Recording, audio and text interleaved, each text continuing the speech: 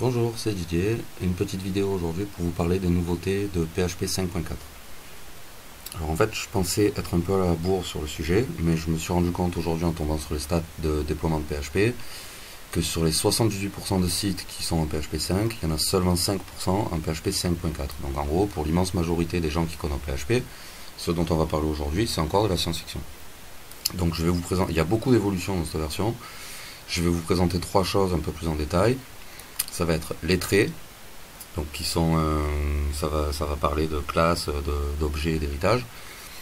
Quelques évolutions de la syntaxe, notamment aux déclarations de tableaux, instanciation d'objets, ce genre de choses. Et pour finir, je vais vous présenter le web server qui est embarqué dans l'exécutable PHP et qui permet de faire des trucs assez sympas. Donc, on y va.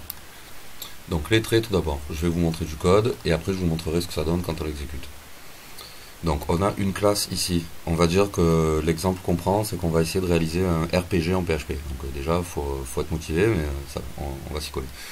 Donc on a une classe personnage. Donc elle a une variable qui est le nombre de vies et une méthode qui, quand le personnage meurt, décrémente les vies. Ok.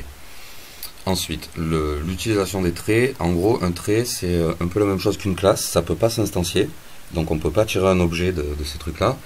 Par contre, ça va être une collection de méthodes et de propriétés, donc de fonctions et de variables, qu'on va pouvoir attacher à une classe pour réutiliser le code plus facilement.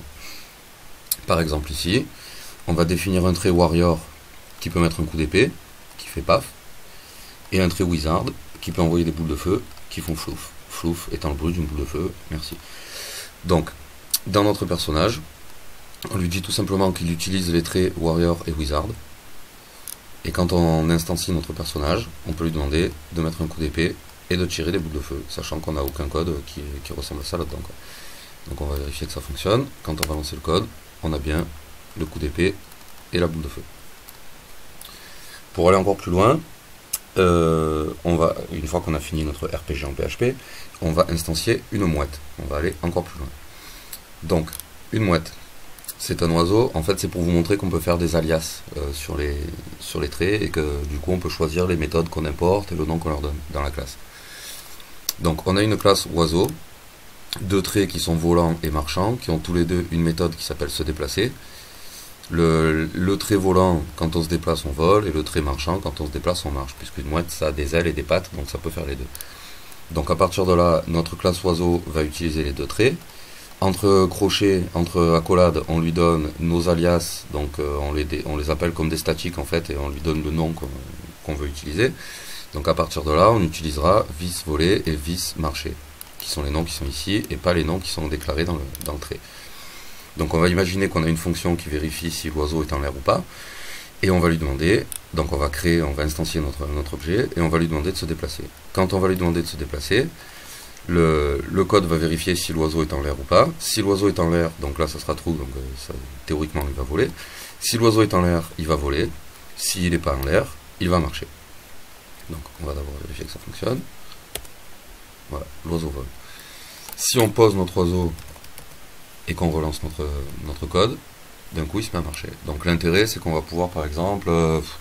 admettons, faire un code qui va, on a des données qui arrivent, on veut soit les insérer dans une base SQL, soit les stocker dans un fichier texte pour les insérer plus tard au cas où la base sera en RAD. Admettons. On va avoir nos deux traits qui vont être insérés dans MySQL et insérés dans un fichier texte. La fonction là va être vérifiée si la base de données répond bien. Si la base de données répond bien, on se sert de vis save, mettons, qui va enregistrer dans la base. Et sinon, on fera save CSV qui va, avec ce trait là, l'enregistrer dans le fichier CSV.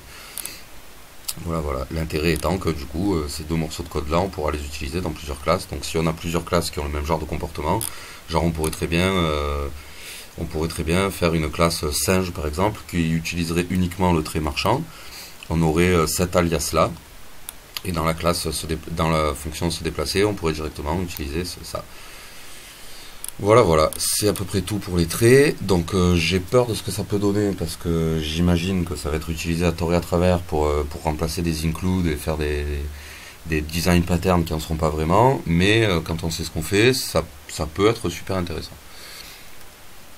Ensuite, on va passer à la syntaxe. Alors, les open tags. Donc ça c'est le tag d'ouverture normale d'un fichier PHP, c'est celui que j'utilise dans mes scripts, il n'y a pas de problème.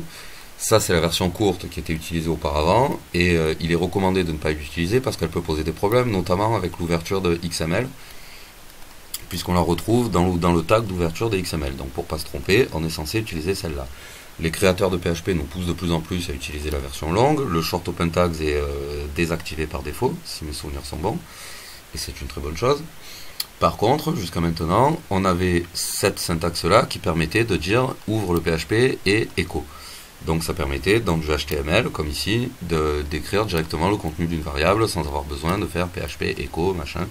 Donc ça faisait une syntaxe plus claire et plus concise. Pour un intégrateur et dans un thème, c'est quand même assez sympa. Donc, depuis PHP 5.4, quelle que soit la valeur de votre open tags, vous pouvez utiliser cette syntaxe-là. Donc, vous ouvrez vos scripts PHP avec ça, et quand vous êtes dans du HTML et que vous voulez faire un echo, vous pouvez quand même utiliser ça, quel que soit le tag que vous utilisez. Tout va bien. Ensuite, au niveau des tableaux, bon, ça c'est la syntaxe classique pour déclarer le contenu d'un tableau. Maintenant, on peut faire ça, donc se servir directement des crochets. C'est très présent dans plein d'autres langages depuis toujours. Ben, le PHP a décidé de s'y mettre, donc c'est pas plus mal. Ensuite, pour les instanciations de classes, on a deux nouveaux trucs. Il y en a plus, mais je pense que ces deux-là, c'est déjà bien. Avant, on instanciait notre objet, et donc c'est l'objet de tout à l'heure, hein, c'est le fameux warrior qui lance des boules de feu.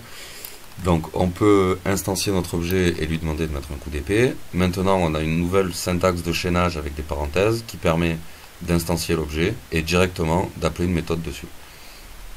Et on peut aussi du coup le faire via un tableau, donc avec la syntaxe en crochet. On donne ici une instance de l'objet, donc on l'instancie pour l'occasion, et on lui donne ici le nom de la méthode qui sera appelé comme un callback. Et donc quand on fait echo path, ça va déclencher cette méthode de cet objet, de cette classe, donc de cet objet. On va parler aussi du web server qui est embarqué dans PHP depuis la 5.4. Donc jusqu'à maintenant, pour pouvoir exécuter du PHP, il fallait soit passer par une ligne de commande, soit installer un Apache avec un vhost et le module PHP juste pour interpréter des scripts. Les concepteurs de PHP ont décidé de nous faire le cadeau de nous intégrer un web server directement dans les exécutables PHP. Donc pour l'instancier, pour le lancer, c'est pas compliqué. PHP qui est l'exécutable, -s le host qu'on veut occuper, donc localhost et le port. Donc moi 82 c'est complètement arbitraire. Et -t ça va être le répertoire de travail, donc là c'est le répertoire où sont stockés les scripts que je vous montre depuis tout à l'heure.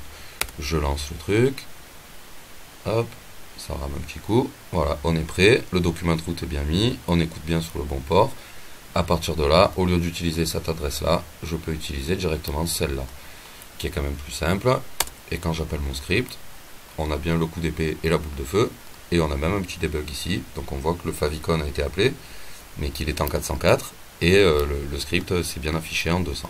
Sachant que là du coup j'ai pas de serveur Apache, donc si je coupe ça et que je relance mon script, je vais me taper une belle erreur. Voilà.